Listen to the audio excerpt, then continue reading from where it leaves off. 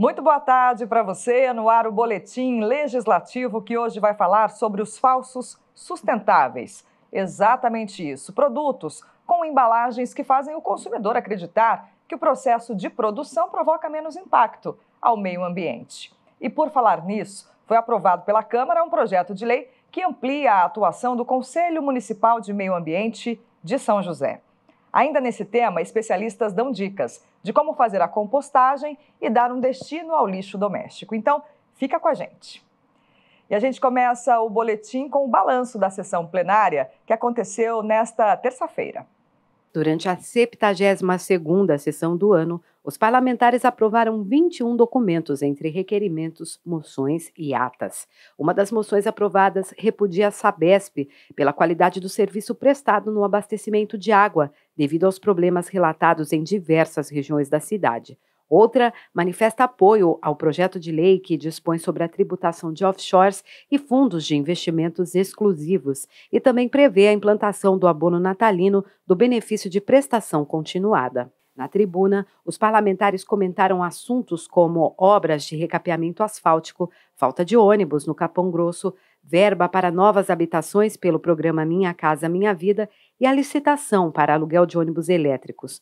Os parlamentares também falaram sobre a entrega de uma unidade móvel do Bom Prato, em São José, que deve oferecer 300 refeições diárias. Também comentaram sobre o Dia Municipal da Cultura Geek e o projeto em tramitação que propõe parcelamento de débitos da Prefeitura com o Instituto de Previdência do Servidor Municipal. Outro tema debatido durante a sessão foi a convocação da coordenadora do colegiado do CMDCA, o Conselho Municipal dos Direitos da Criança e do Adolescente, para prestar esclarecimentos quanto à possível denúncia de irregularidades na eleição do Conselho Tutelar. A Comissão de Cultura e Esportes fará um ofício sobre o caso. A sessão na íntegra você confere no nosso canal do YouTube.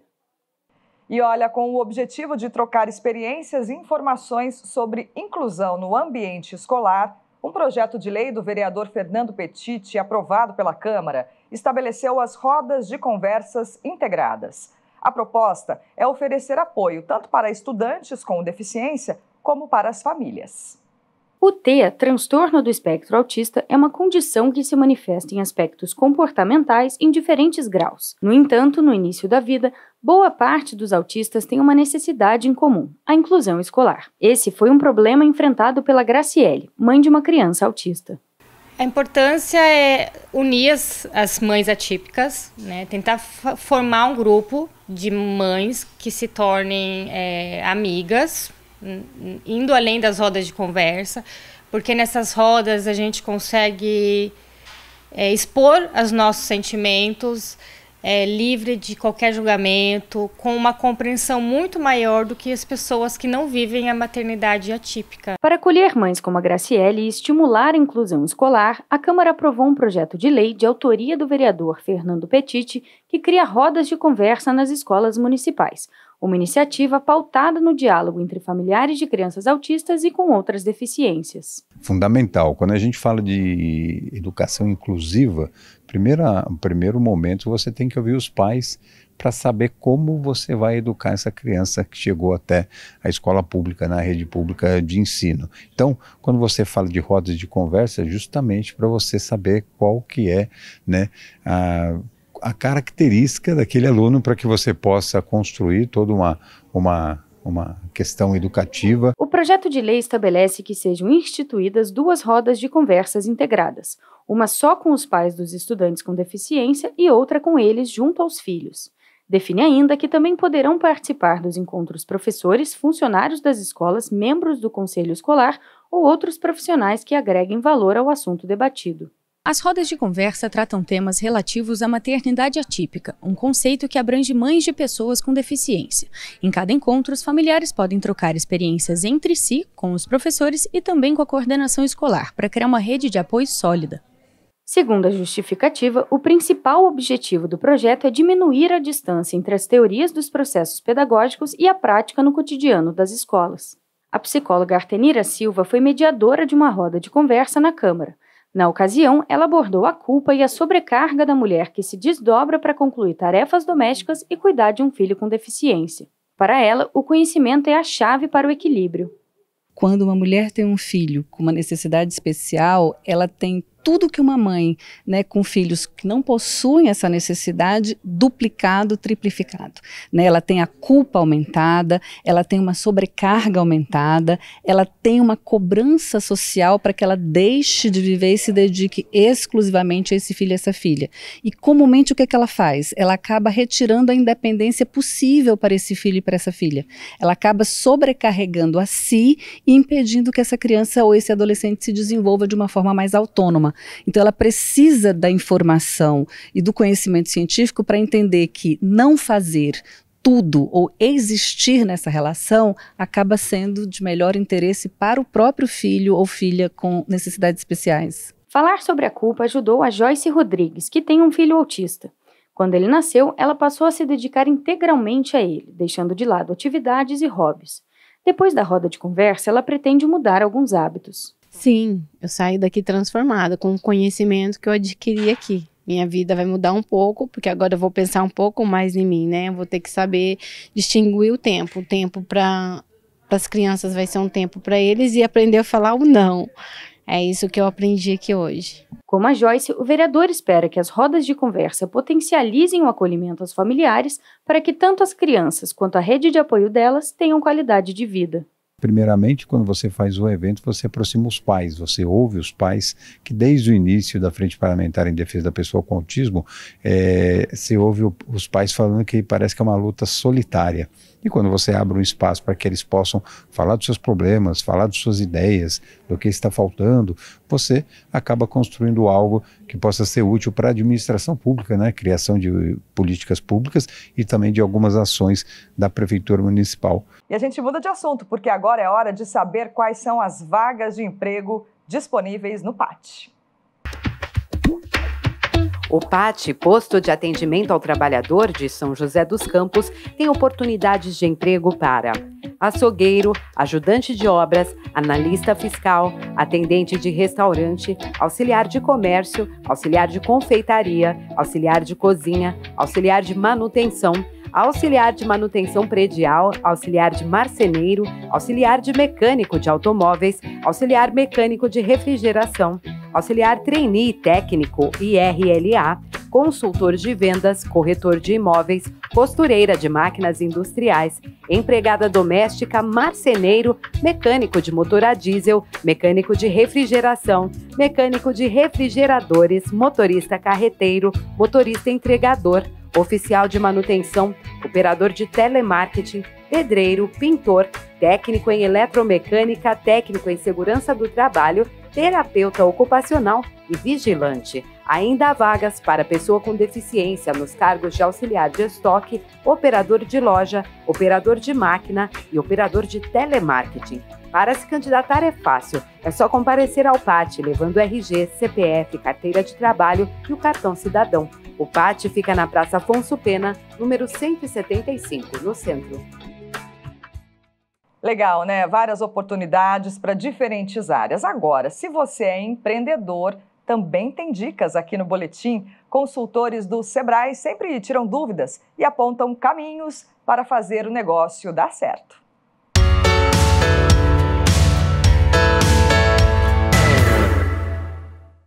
Olá, meu nome é Rafael de Souza, sou consultor de negócios do Sebrae de São José dos Campos, uma das 33 regionais do Sebrae aqui no estado de São Paulo. E hoje eu vou falar a respeito dessas dicas que você, empreendedor, consegue aumentar o seu faturamento. São duas formas básicas de você aumentar o faturamento. Ou você capta novos clientes ou você faz os atuais clientes gastarem mais. As duas são importantes, mas qual é a mais fácil e mais barata? É você fazer com que o teu cliente atual gaste mais. Ah, mas como que eu faço isso? Então, por exemplo, vamos fazer de conta que você tem um comércio varejista de roupa feminina, em que a cliente vai até a tua loja em busca de uma calça. Ela experimenta a calça e gosta. A partir disso que você já sabe que ela vai levar a calça, você pode trazer um produto complementar, uma blusinha que você sabe que vai se encaixar perfeitamente com aquele look. A partir do momento que ela gostar dessa blusinha e visualizar aquele look completo, o cartão de crédito vai ter que se virar para pagar aquela roupa, mas ela vai levar. Você pode fazer isso, também esse aumento de faturamento, através de embalagens diferenciadas, permitir que o cliente personalize o teu produto ou o seu serviço. Se o cliente está comprando, por exemplo, um celular, e se ele não apresentou nenhuma objeção num celular que custa R$1.000, por que não apresentar uma versão que tenha mais recursos, que você sabe que vai agradar o cliente, que custa às vezes R$1.300? Então, dessa forma, você está aumentando o faturamento. O importante sempre é conseguir fazer essa leitura e estar pronto para apresentar soluções complementares para o seu cliente, de modo que ele acabe gastando mais. Existem outros exemplos simples, que é, por exemplo, quanto mais tempo o cliente fica na loja, mais ele gasta. Então, a loja tem que ser um ambiente agradável. Um exemplo disso é shopping. Você nunca vai ver um relógio dentro de shopping, porque a intenção é você perder mesmo a noção do tempo. Quanto mais tempo você fica, quanto mais você sente à vontade, mais possivelmente você vai gastar. Então é importante que o empreendedor tenha essa percepção se a jornada que ele está oferecendo para o teu cliente é a mais agradável possível. Espero que tenha gostado das dicas. Até a próxima oportunidade.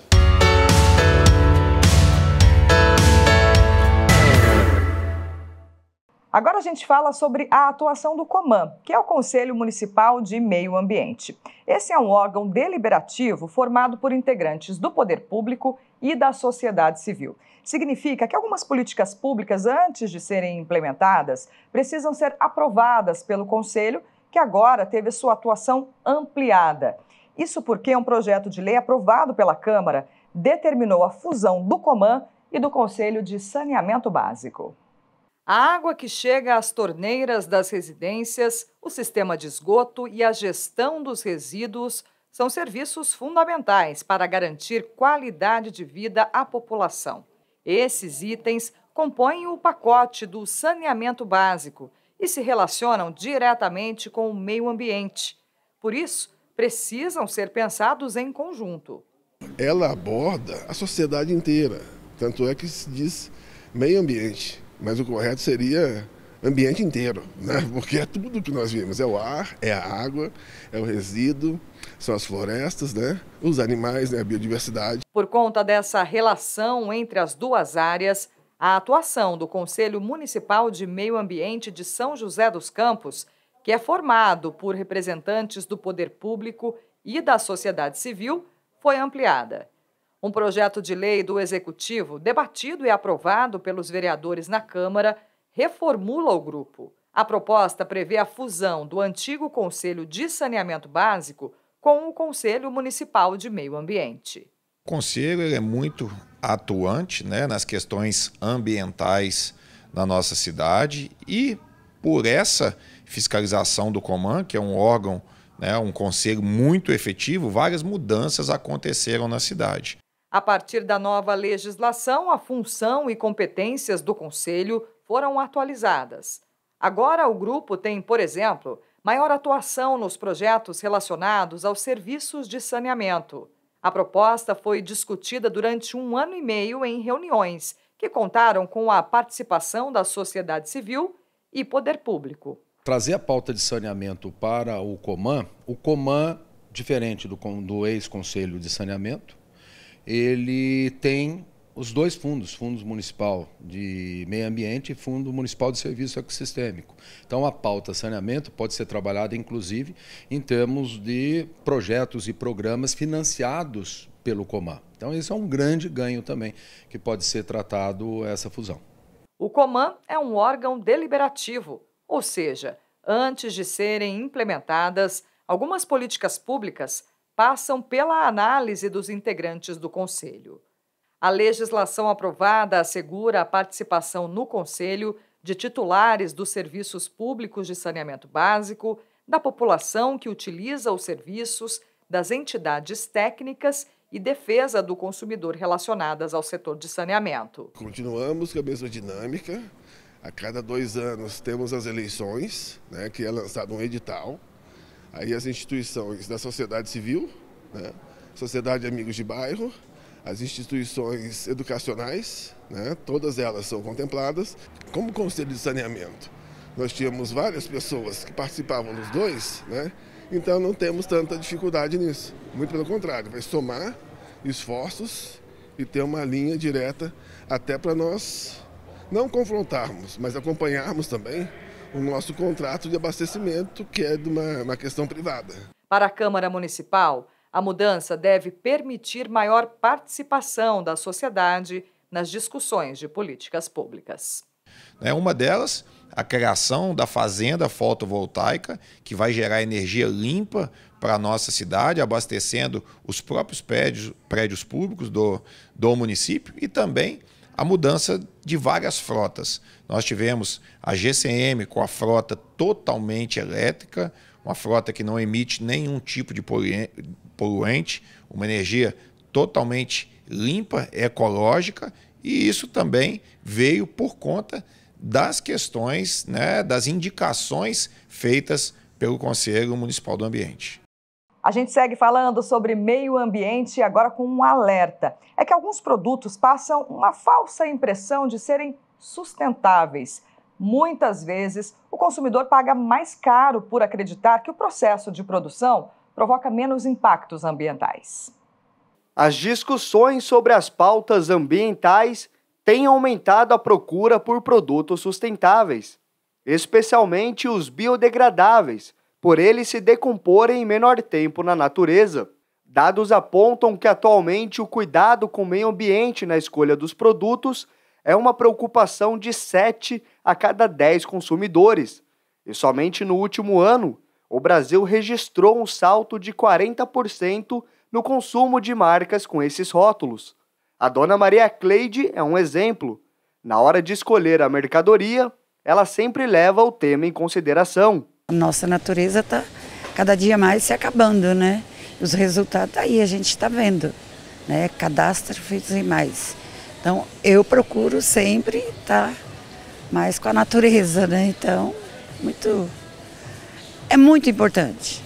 Entre os produtos que carregam o selo sustentável, alguns se destacam no mercado, como as garrafas reutilizáveis, cosméticos não testados em animais, produtos de limpeza e higiene, além de frutas e verduras orgânicas. Mas atenção, nem todos os produtos que parecem amigos do meio ambiente, na prática, entregam a sustentabilidade nos critérios de produção. E para evitar cair no erro, algumas dicas podem ser seguidas.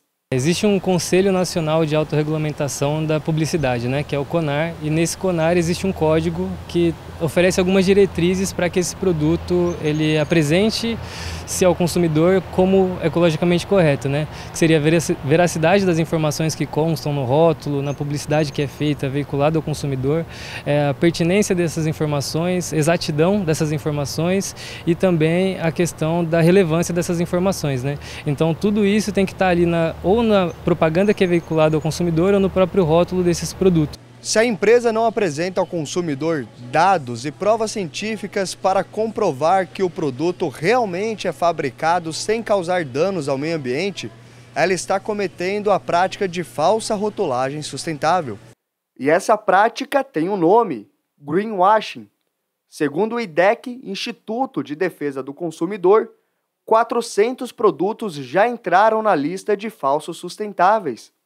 Para o chefe do PROCON, Pedro Ortiz, a fiscalização é fundamental para impedir a circulação dessas mercadorias.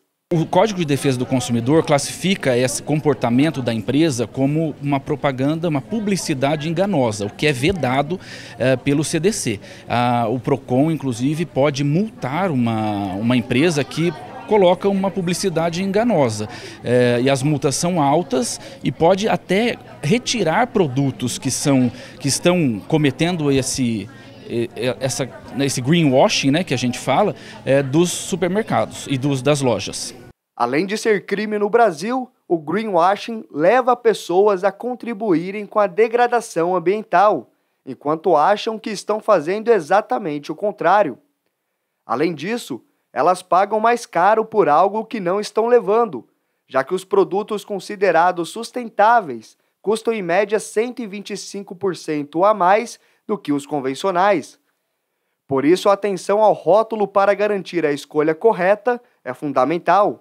A gente tem que estar atento se essa companhia, se esse produto, ele segue os princípios da economia circular, que seria pensar desde o design do produto, desde a concepção desse produto no aumento da vida útil, na questão da reparabilidade, né, que seria a facilidade de reparar esse produto, a questão de reaproveitar durante toda a produção desse determinado produto os recursos utilizados, né, a questão de reciclar na própria linha de produção os componentes desses produtos também, e principalmente questões voltadas à logística reversa, né?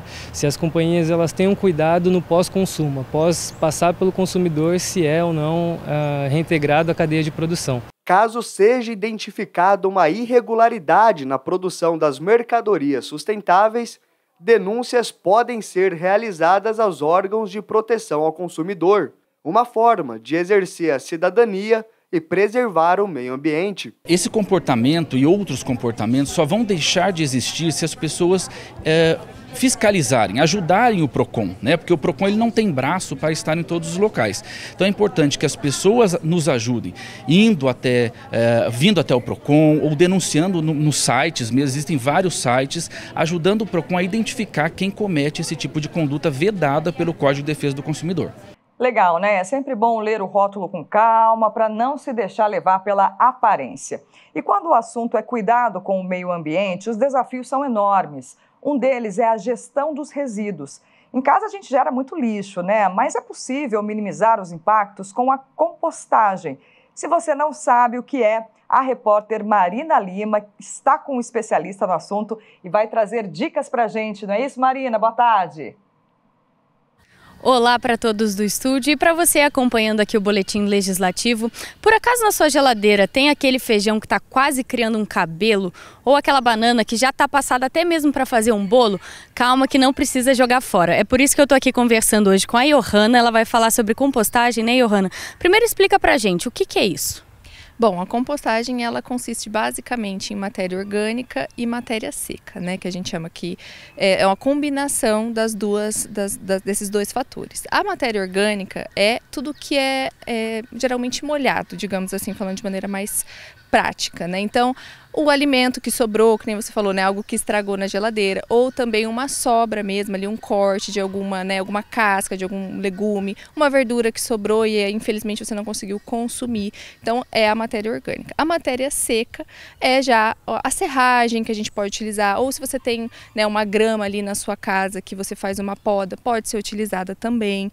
E então, essas duas combinações vão, com o tempo, né, e com a aceleração aí dos micro-organismos, ou também de outros agentes, como, por exemplo, a gente tem o minhocário, né, que a gente tem a minhoca, que faz a decomposição desse material, vai se transformar num adubo rico em nutrientes depois de 3 a 4 meses, mais ou menos. Então a pessoa tem um adubo ali para usar em casa, para usar de forma externa, né? E quais são os benefícios de fazer uma compostagem? Bom, a gente tem diversos benefícios, né, com a compostagem. O primeiro deles é a questão da gente não enviar isso para o aterro sanitário. Então, quando a gente faz a compostagem, a gente deixa de encaminhar esses resíduos. Os nossos resíduos orgânicos, né, que a gente chama, eles consistem mais ou menos de 50% a 60% dos resíduos totais de uma residência. Então, é uma quantidade muito grande. E o aterro sanitário, quando a gente envia esse resíduo, ele acaba sendo uma problemática, porque conforme ele vai sendo aterrado e se decompondo ali, cria aquele líquido que a gente chama de chorume, que é um líquido tóxico, né? Então a gente tem vários malefícios. E alguns estudos já comprovam que quando fazemos compostagem pode ter uma redução de até 90% dos gases de efeito estufa. Então esse é um dos benefícios, questão ambiental. O segundo ponto seria a questão do adubo, né? Quando a gente faz esse tratamento em casa ou quando a gente, né, contrata empresas que a gente tem já esse tipo de serviço presente, inclusive aqui na cidade, a gente consegue ter de volta o retorno desse material. Então, um material que iria para um aterro, que não seria mais aproveitado e seria um problema lá, ele vai se transformar numa fonte de nutrientes para você ter um ciclo, ou seja, né, uma economia circular. Então, você se alimenta, você descarta esse material, ele vai virar um adubo e vai virar alimento de novo, né? E além disso, até aquele líquido que lá no aterro sanitário é um problema, na compostagem ele é um benefício também. Então, que a gente chama de biofertilizante ou adubo líquido, ele pode também ser utilizado para nutrir as plantas e o solo. Bacana, então o benefício é para a gente também, para o meio ambiente, né? E tira uma outra dúvida, quem mora em apartamento também pode fazer compostagem? Sim, né? A gente tem, na verdade, duas maneiras. A primeira é a própria pessoa, né, comprar uma composteira e fazer essa compostagem ela mesma, né, em caixas, que é algo que é muito comum na internet. A gente tem como fazer, né, como comprar esse material de maneira muito fácil. Ou a segunda possibilidade é contratar o serviço de uma empresa que faz a entrega de um baldinho e a retirada desse balde semanalmente. Então esse baldinho vai funcionar como, entre aspas, uma lixeira de orgânicos para essa pessoa. Então tem uma possibilidade aí agora também de um serviço que no passado ainda não existia, né? E agora está vindo com uma grande demanda também. E para quem vai querer fazer em casa, colocar a mão na massa mesmo, qual é o passo a passo? Bom, a gente começa com a compra da composteira, né? Então a gente tem que comprar uma composteira que tenha pelo menos 3 caixas. Essas 3 caixas, nós temos 2 caixas que vão ser as caixas que a gente chama de decompositoras, né? Que é onde vai ser colocada a matéria orgânica, ou seja, sua sobra alimentar, e a matéria seca, que pode ser a serragem, que você consegue adquirir em madeireiras, ou pode ser folhas, né? E corte de grama. E a última caixa é uma caixa onde vai descer o líquido da compostagem e vai ficar armazenado, que é o biofertilizante ou adubo líquido, para ser retirado. Como a gente está falando de caixas, né, de um processo fechado, é interessante que esse material tenha aí o auxílio da minhoca, né? Então, também quando você compra esse produto inteiro na internet, você consegue já adquirir o pacote completo, inclusive com a serragem. Mas se caso a pessoa quiser ela mesma montar, a gente consegue encontrar também as minhocas em casa, né, de ração, de pesca, que é uma facilidade também, que não é algo muito difícil. E aí, conforme você vai colocando, né, a matéria seca, a matéria orgânica e a matéria seca por cima, precisa esperar aí um tempo de mais ou menos 3 meses até que esse material se decomponha para poder utilizar o adubo depois. Perfeito, Johanna, muitíssimo obrigada. Então fica a dica para você nesse fim de semana, quando você tiver um tempinho, para fazer aquela limpa na geladeira, na fruteira e começar uma compostagem. De volta ao estúdio. Legal, Marina, obrigada, viu, pelas informações. Bom trabalho para você. E agora vamos ver como fica o tempo. Sol encoberto por nuvens durante todo o dia desta quarta-feira. Pode chover a qualquer momento. A máxima é de 27 graus e a mínima de 21. Amanhã, quinta-feira, o dia também será chuvoso, com poucos momentos de céu aberto. A máxima prevista é de 29 graus e a mínima de 19.